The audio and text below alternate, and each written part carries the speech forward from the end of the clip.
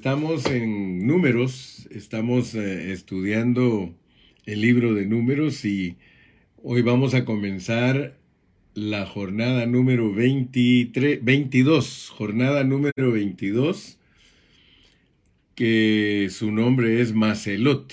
Vamos a ir a Números 33:25. Números 33:25.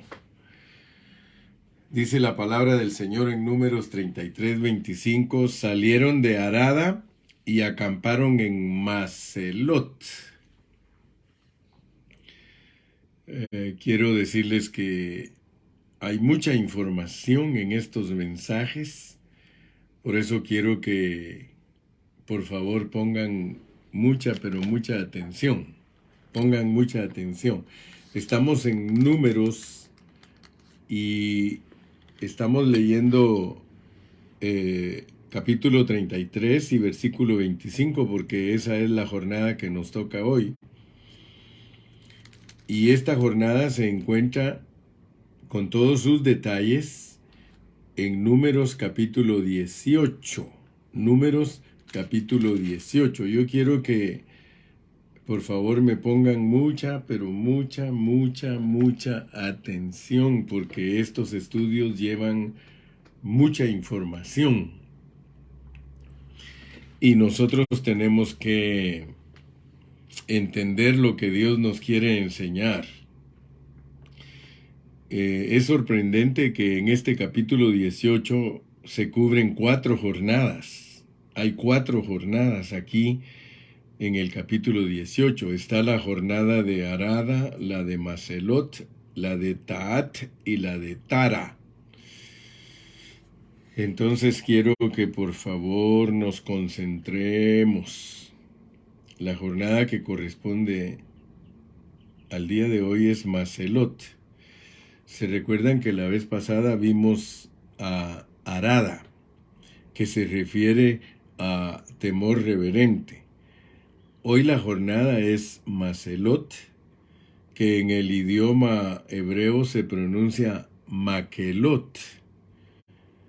Como ya vimos y podemos ir notando, hay una pronunciación similar con Seelata, porque Seelata nos lo traducen a nosotros, pero en hebreo es Keelata, así como hoy Maselot nos lo traducen a nosotros en español, pero la pronunciación es Makelot.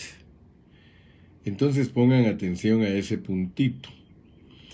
Vimos la vez pasada que Seelata significaba asamblea. ¿Se recuerdan? Seelata es asamblea, pero se refiere a una asamblea desordenada. Mientras que hoy vamos a estar estudiando Makelot o Maselot, pero Maselot también significa asamblea. Pero esta palabra Maselot se refiere a una asamblea correcta. Como por ejemplo, nosotros sabemos que como iglesia, cuando nosotros vamos a la reunión de la iglesia, nosotros somos convocados por el Espíritu Santo. O sea que a nosotros nos convoca Dios. Entonces, cuando nosotros somos convocados, eso es Maselot. Pero cuando se habla de Seelata, es una asamblea desordenada. O sea que las dos palabras, tanto Seelata como Maselot, ambas significan asamblea, eclesia. Pero debemos de saber hacer la distinción, porque en la jornada de Seelata lo que Dios nos quiere mostrar es la congregación desordenada, mientras que en la jornada de Maselot nos quiere mostrar la congregación convocada. O sea que Dios nos trae a la reunión para que nosotros seamos bendecidos.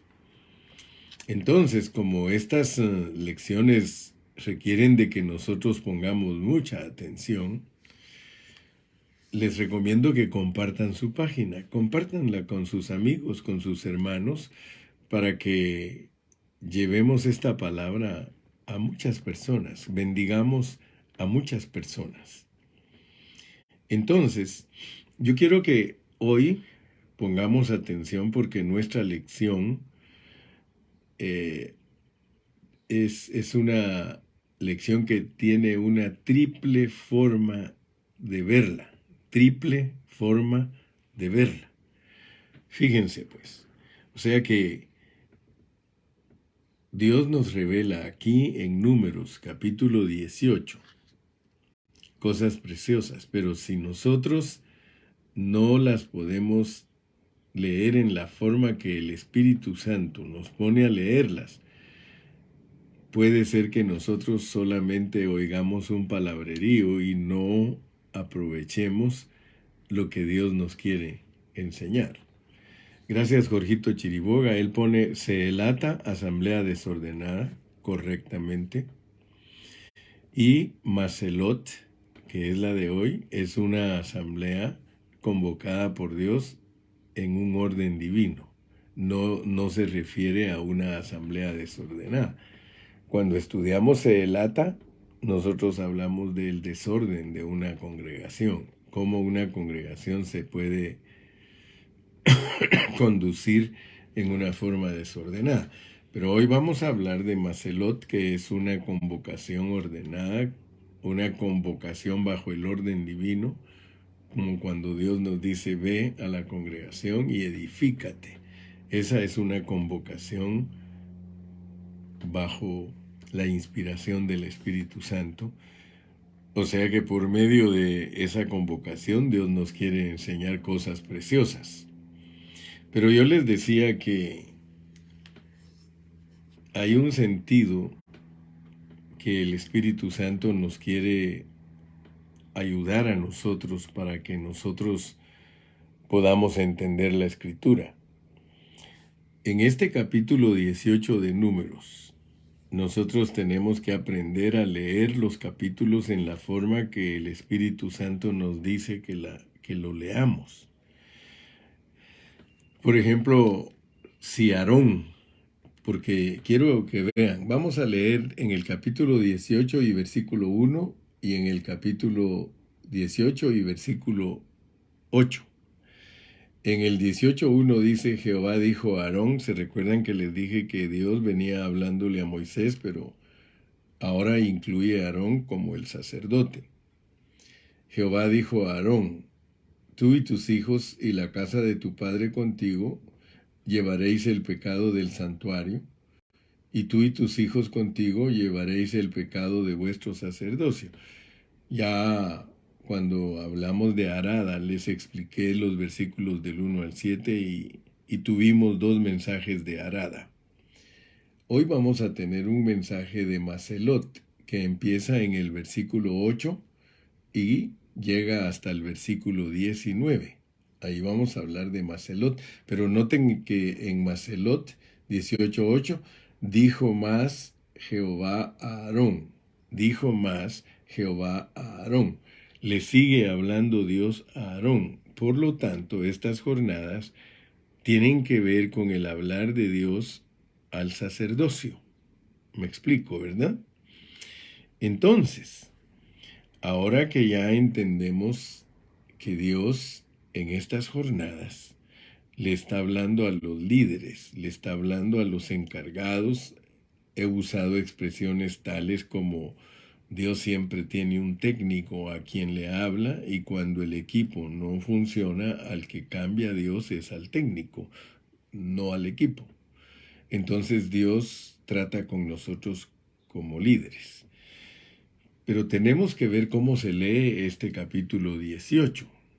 Este capítulo 18 debemos de leerlo primeramente históricamente. Pongan atención, por favor. Primeramente lo podemos leer históricamente. ¿Qué quiere decir leer un pasaje históricamente?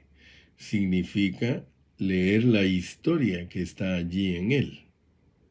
En este caso, nosotros estamos viendo que si a Aarón le tocase leer este capítulo, él tiene que leer las instrucciones que Dios le está dando.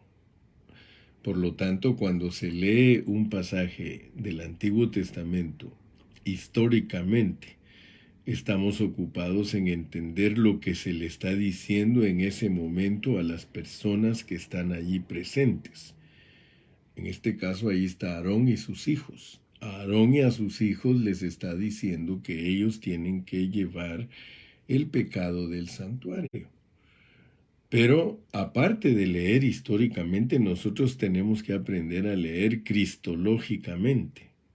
Fíjese que a veces los cristianos oyen palabras de sus maestros, pero si no le ponen atención a las palabras que usan sus maestros, entonces es posible que solamente oigamos hablar al maestro, pero no alcancemos a discernir lo que nos está enseñando.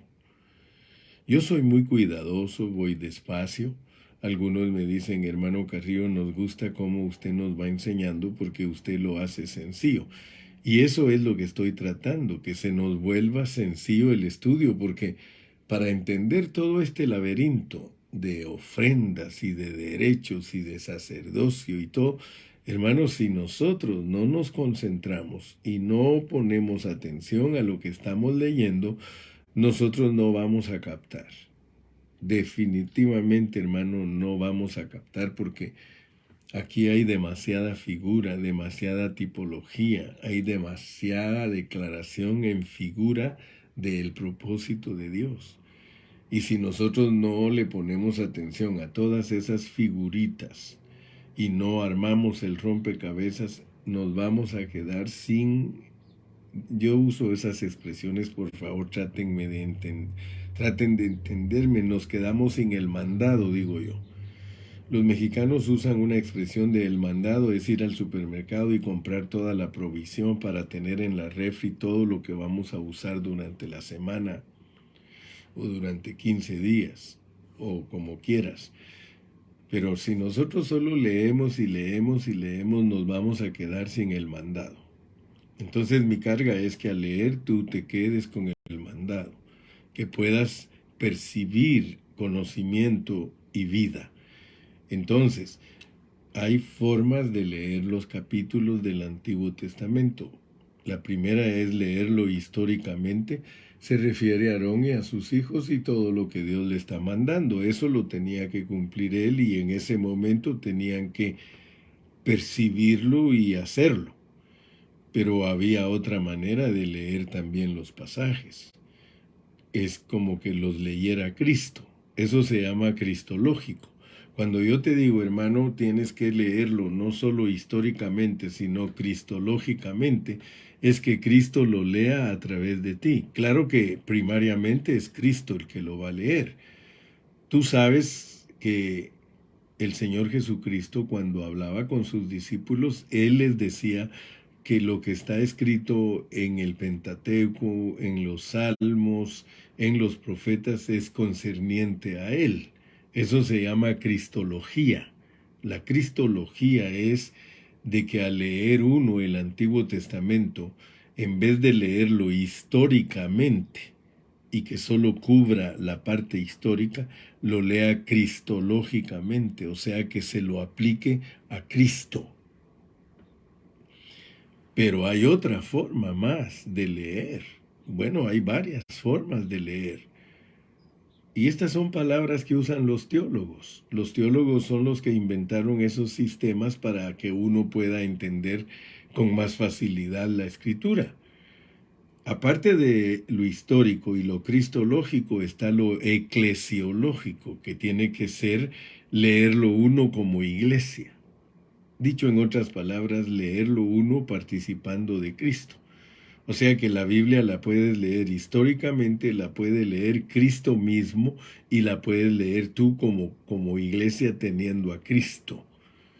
Y luego hay otros métodos también de lectura, porque lo puedes leer teológicamente, lo puedes leer escatológicamente. Tú has oído esas palabras, dice, esto hay que entenderlo escatológicamente. La escatología es leer algo que todavía no se ha cumplido y que tiene su cumplimiento en el futuro y que también a veces ya se ha cumplido en el pasado.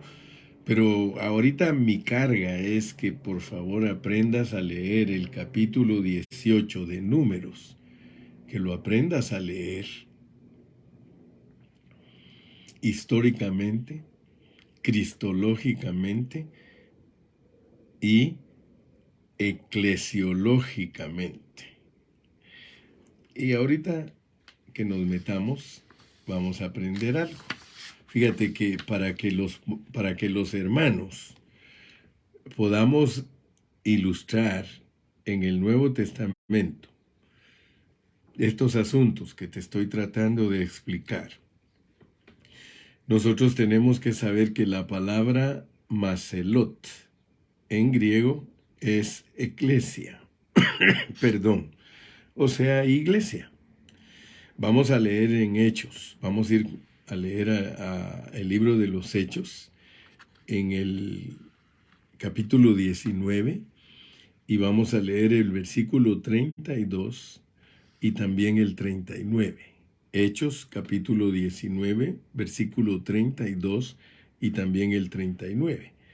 Fíjate que en el versículo 32 tiene el sentido de seelata y en el 39 tiene el sentido de maselot.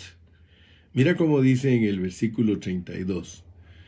Unos pues gritaban una cosa y otros otra, porque la concurrencia, la iglesia, la asamblea, estaba confusa.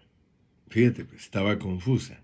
Ahí tienes tú exactamente lo que yo te estoy enseñando de Seelata. Seelata es una congregación desordenada, una iglesia desordenada, una iglesia confusa. Y los más no sabían por qué se habían iglesiado, por qué se habían convocado, por qué. Entonces, esa palabra griega de eclesia, que es seelata, sirve para mostrar una congregación que está confusa, que está desordenada, que no saben ni qué es lo que están tratando. Entonces, esta palabra, la concurrencia, que es la asamblea o la eclesia, utilizado no en el sentido restringido al cristianismo, sino en el sentido común que se usa en el idioma griego, la asamblea. Pero esta era una asamblea, como lo ven aquí, una concurrencia confusa. Sin embargo, en el versículo 39, decía aquel oficial del gobierno: y si demandáis alguna otra cosa, en legítima asamblea se puede decidir. Fíjate, esta palabra en legítima asamblea es en nomo, eclesia, o sea, una asamblea legal, o en nomo, en norma, dentro de las normas. Estoy usando este pasaje del libro de los Hechos para mostrarte lo que es seelata y lo que es maselot. Seelata se refiere a una congregación desordenada, una congregación que no sabe lo que están haciendo, es confusa. Por eso usé Hechos 19:32, pero luego te comprobé que también hay una asamblea maselot, que es cuando hemos sido convocados en una norma correcta. Amén. Entonces, asimismo, seelata significa asamblea, pero en el sentido primero que vimos, donde aconteció la contradicción de Coré. ¿Te recuerdas que cuando estudiamos la jornada de Seelata, allí fue la contradicción de Coré? Pero en cambio, en Maselot significa asambleas, reuniones y se refiere a la vida de iglesia. Miren cómo hemos progresado de Seelata a Maselot. En Seelata hubo problemas, hubo dificultades, pero el Señor comenzó a tratar y comenzó a revelar y comenzó a poner las bases para que ya no fuera más Seelata, sino que lleguemos a ser Maselot, para que no sea ya más una asamblea confusa, sino que llegue a ser una legítima asamblea. Así que el día de hoy estamos estudiando lo que es una asamblea correcta. O sea que vamos avanzando poquito a poco. Si ustedes se dan cuenta, las jornadas son para ir avanzando. Entonces, como ya entendimos que los pasajes tienen su manera histórica de leerlos, su manera cristológica de leerlos y su manera eclesiológica de leerlos. Esos tres aspectos, tres sentidos, son muy importantes para nosotros como creyentes. Cada vez que tú leas, hermano, el Antiguo Testamento, nunca se te olvide que lo tienes que leer históricamente, cristológicamente y eclesiológicamente. Leerlo históricamente es entender lo que Dios le mandó a Aarón y que Aarón tenía que hacerlo.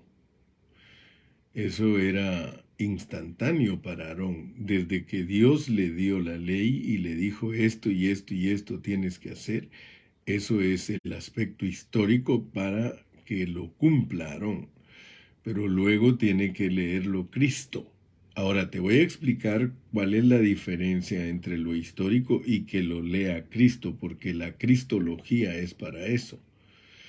La cristología, entonces, su base es que todo el Antiguo Testamento del único que habla es de Cristo. O sea que todo lo que le dijo Dios a Aarón que hiciera son aspectos de lo que Cristo ha logrado y lo que tiene que hacer.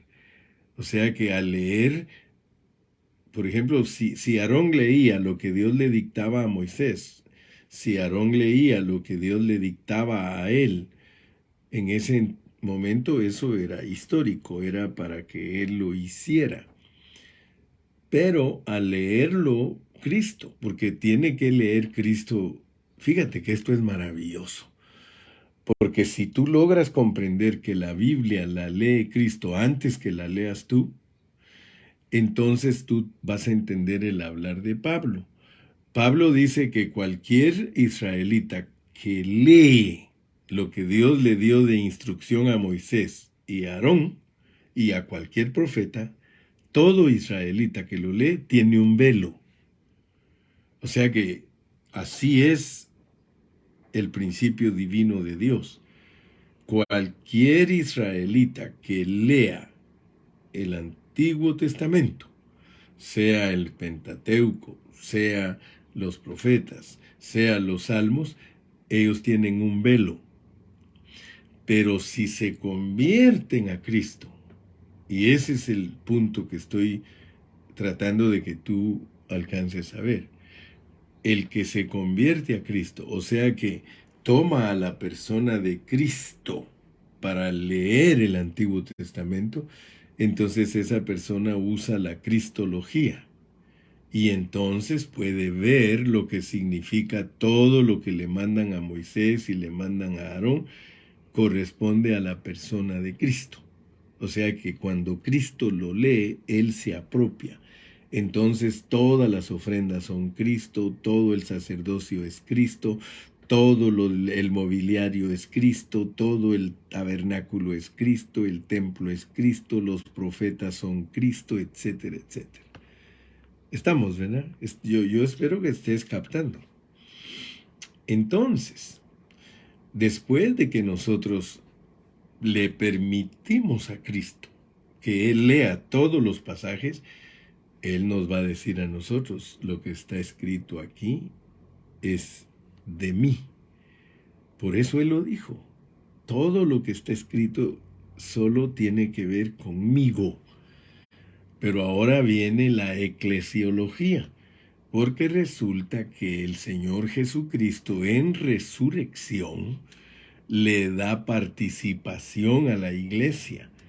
O sea que todo lo que es de Cristo se vuelve de la iglesia.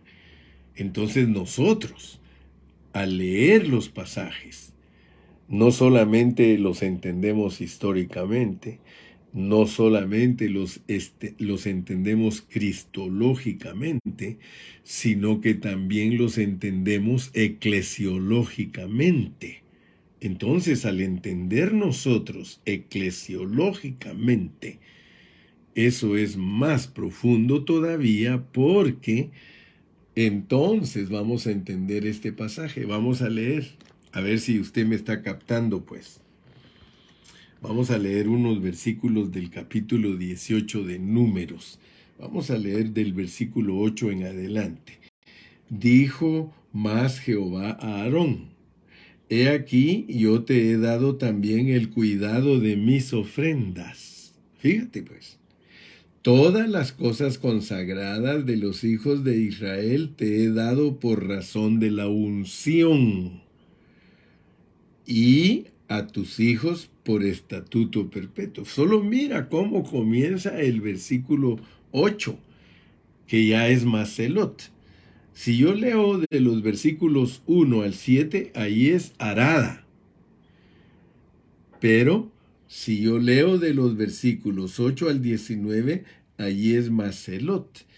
Y quiero que veas que en Maselot, que es una congregación convocada, una congregación a quien Dios le está mostrando lo normal de una congregación, que en este caso lo estoy aplicando a eclesiología. Ya te dije lo que es leer históricamente. Ya te dije lo que es leer cristológicamente, pero aquí estamos leyendo eclesiológicamente. Aquí la iglesia, mira, dijo más Jehová a Aarón: He aquí yo te he dado también el cuidado de mis ofrendas. Escucha bien, ponme atención. El Señor Jesucristo es todas las ofrendas. Pero ahora le dice a Aarón: Aarón, yo te he dado también el cuidado de mis ofrendas.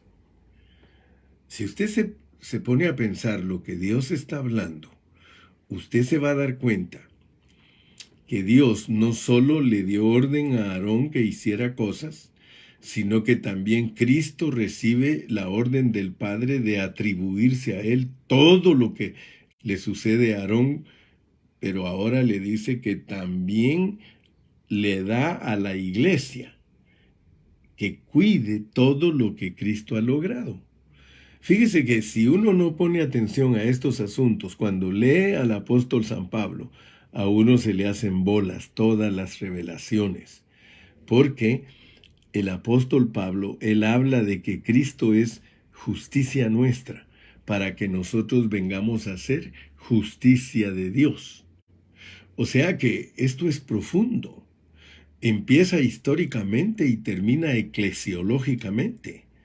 O sea que el Antiguo Testamento es precioso como una moraleja, y el pueblo de Israel, sin conocer a Cristo, pues tiene un velo y solamente lo vive como una religión y como algo histórico, pero no lo sabe aplicar a Cristo, porque para que el velo les sea quitado a ellos, tienen que dejar que Cristo lo lea, para que Cristo les abra sus ojos y les demuestre que no está refiriéndose a una religión judía, sino a una realidad de Cristo, a una realidad de Dios en Cristo. Entonces, cuando los judíos alcanzan a ver la realidad de Dios en Cristo, Dios les va a abrir los ojos para que alcancen a ver que todo lo de Cristo es para el cuerpo de Cristo, que es la iglesia. Por eso es que todas las sombras y todo es para la iglesia, que es el cuerpo de Cristo. Muy bien, entonces vamos a avanzar un poquito más en el sentido gramático histórico. Sentido gramático histórico. Entonces vamos con ese trasfondo que ya entendimos del libro de Números, capítulo 18, desde el versículo 8 al 19, que es la revelación que Dios dio a Israel después de la de Arada, que vimos la vez pasada, primeramente Aarón, por medio de Aarón, dijo más Jehová a Aarón. Cuando Aarón oyó y se registró, y Aarón y sus hijos leían esto, primeramente lo leían sin haber venido Cristo. En la segunda epístola a los Corintios, capítulo 3, se nos dice que cuando se lee a Moisés con un velo, no se entiende el sentido profundo o el sentido espiritual, pero que cuando nos convertimos a Cristo el velo es quitado y el sentido espiritual se ve detrás del primer sentido gramático histórico. Ahora, no estamos leyendo este pasaje solamente en el sentido histórico, sino leyéndolo en Cristo, o sea, para descubrir lo que hay detrás del sentido histórico, un sentido cristológico espiritual. Pero aún el sentido cristológico no se agota en la persona de la cabeza, porque el misterio de Cristo consiste en cabeza y cuerpo. Por tanto, el sentido cristológico da paso a un sentido eclesiológico, porque estas jornadas son para que aprenda el pueblo, es decir, para que la iglesia, el cuerpo de Cristo, sea edificado. Y por eso vamos a ver primeramente cómo se refiere a Cristo, pero cómo de Cristo resulta la vida de la iglesia. Vamos a ir analizando Números 18, desde el versículo 8 al 19, que son los que corresponden a esto que estamos hablando. Y fíjese que antes de leer, fíjese en una cosa. En el capítulo 17, después de la jornada de Seelata, vino la jornada de Arshafar. Arshafar es la que nosotros aprendimos como el monte de Sefer, el monte de Sefer, donde floreció la vara de Aarón. Eso es plenamente cristológico. En primer lugar, ¿por qué? Porque ningún otro líder en la tierra ha resucitado como resucitó el Señor Jesús. El Señor Jesús es la verdadera vara de Aarón reverdecida. Podríamos decir que Ramá, un líder espiritual hindú, es una vara seca. Está podrida. Podemos decir que Krishna, otro de los avatares o supuestas encarnaciones de Vishnu para los hindúes, un nombre histórico, es otra rama seca. Buda, otra rama seca. Confucio, otra rama seca. Lao Tse, otra rama seca. Mahoma, otra vara seca. Pero Jesús es una vara florecida. Dios, por medio de la resurrección de Cristo, demostró quién es el que tiene autoridad. Es el Señor Jesús, y ahora es la vida de Cristo resucitado, la legítima autoridad a través de la iglesia. Aleluya. Entonces, cuando leímos Números 17, vimos primero el sentido histórico de lo que le aconteció a Aarón, pero aquello era prefigurativo, primeramente de Cristo y segundo de la vida de Cristo, resucitado por el Espíritu y entró en la iglesia. Dios le legitimó la autoridad de Aarón por medio de la vara florecida. Legitimó la autoridad de Cristo por medio de la resurrección y legitima la autoridad del Espíritu en la iglesia por medio de la vida de Cristo. Aleluya. Aquello que se hace en Cristo es lo que es de legítima autoridad en el cuerpo de Cristo. Ninguna otra cosa es de legítima autoridad si no pertenece al Cristo resucitado. Aleluya. Muy bien, el tiempo se nos está yendo, pero yo creo que poquito a poco nos estamos aprendiendo a entender. Y dice un dicho por ahí, hablando se entiende la gente. He tomado el tiempo, me he esforzado por explicarlo para que usted lo logre captar. Hasta aquí lo que más me interesa es que usted entienda la historia, la cristología y la iglesiología. ¿Por qué? Porque es por medio de esos pasos que Dios legitima su autoridad. Dios hace legítima su autoridad por medio de una vara florecida, por medio de Cristo por resurrección y por medio de la iglesia que tiene la vida de Cristo. Aleluya. Así que aquí estamos de esta manera. Si quisiéramos hacer un resumen de lo que hasta aquí se va hablando, diríamos que el resumen es Aarón, Cristo y la iglesia. Aarón, Cristo y la iglesia. Entonces, mis amados, este capítulo 17 nos habla del origen del sacerdocio. Fíjese que es Dios el que quería desde el principio que existiera el sacerdocio. Primero, el arónico, que era figurativo. Luego, el sacerdocio de Cristo, que ya no es según el orden arónico, sino según el orden de Melquisedec. Pero ahora Apocalipsis nos dice de un tercer nivel que Cristo hizo a su pueblo reyes y sacerdotes. Ahora nosotros debemos leer primeramente históricamente como si fuéramos Aarón. Ahora imagínese cómo leería Cristo este capítulo. Imagínese a Cristo leyendo Arada, cuando dice que el sacerdote tiene que llevar la iniquidad de su pueblo y que él tenía que hacerse pecado por su pueblo, que nosotros fuimos los que pecamos, los que rompimos todos los platos, pero que ahora él está pagando los platos rotos, ¿verdad? Y por eso es que también en la iglesia, quien está en el Espíritu de Cristo tiene que asumir la responsabilidad sagrada de llevar la iniquidad del santuario. O sea que nosotros tenemos que adquirir una responsabilidad. Primero fue Aarón, segundo es Cristo como cabeza y tercero es Cristo en su cuerpo, el tercer sentido espiritual. Dijo una vez un hermano, barajémela más, hermano Carrillo. Pues claro que te la voy a barajear más. Fíjate, Aarón tenía que tomar la responsabilidad del pueblo de Dios. Él tenía que llevar el pecado del santuario. ¿Qué tenía que hacer Aarón?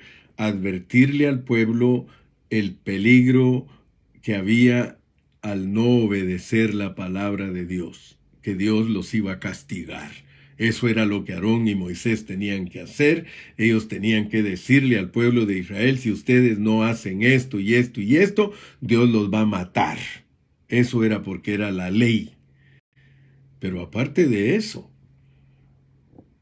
el Señor Jesucristo tenía que leer esos pasajes de Aarón y entender que él tenía que hacerse pecado por su pueblo. Él tenía que entender que Dios lo había mandado para morir por los pecadores. Entonces, por un lado tenemos la sombra, por otro lado tenemos la cristología. Y fíjese que esto es muy importante porque hay muchos hermanos cristianos que no saben estas cosas y por eso cuando les toca leer el Antiguo Testamento, en vez de gozarse leyéndolo, se les vuelve una lectura aburrida y sin entendimiento. No entienden nada. Ellos leen y leen y leen, pero no entienden nada porque no hay quien les explique. Pero ahora yo soy libre de tu sangre porque yo te estoy enseñando bien la palabra de Dios y cómo es que tienes que aprender a aplicarla y a usarla para que Dios te bendiga. Entonces, tenemos que darnos cuenta que cuando Cristo leía todo lo concerniente a Aarón, él decía, oh, esto habla de mí. Esto habla de mí. Si Aarón tiene que llevar el pecado del santuario y el pecado de su sacerdocio, yo también tengo ahora que hacerme pecado por mi pueblo. Yo los voy a perdonar en la cruz, yo voy a proveer todo lo que ellos necesitan para ser perdonados delante de mi Padre. Eso me hace a mí responsable, eso se llama llevar el pecado de la congregación, llevar el pecado de mi pueblo. El que nunca hizo pecado, por nosotros se hizo pecado.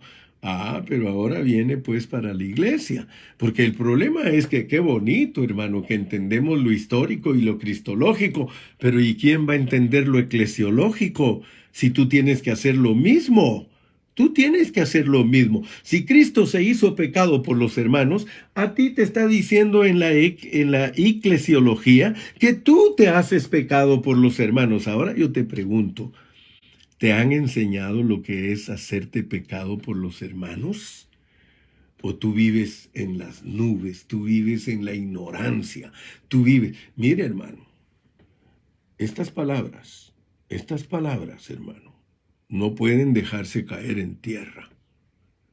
Si nosotros entendemos lo histórico y entendemos lo cristológico, pero no queremos entender lo eclesiológico, nosotros nunca tomamos responsabilidad.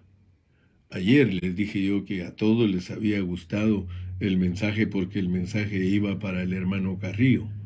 El mensaje era que si soy un líder tengo que llevar la responsabilidad, como el técnico del equipo de fútbol lleva la responsabilidad que si pierden los partidos, adiós técnico.